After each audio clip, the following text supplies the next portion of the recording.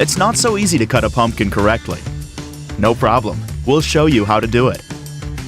The Hokkaido pumpkin is very popular. We're going to show you a quick and easy way to cut this pumpkin. The Hokkaido pumpkin is very easy to prepare. The skin does not need to be removed. It can simply be eaten as well as the flesh. First, wash the pumpkin briefly under cold running water. Dry it with a clean kitchen towel. And it's time to start. The Hokkaido pumpkin has a relatively hard outer skin. For best results, take a large chef's knife. The ZWILLING Pro Chef's Knife is the perfect tool for the job. First of all, top and tail the pumpkin so that it will stay in position while you're cutting it up. Now the pumpkin is firmly seated and you can cut it in half.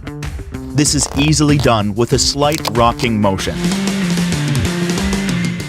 Use a tablespoon to remove the pulp and seeds.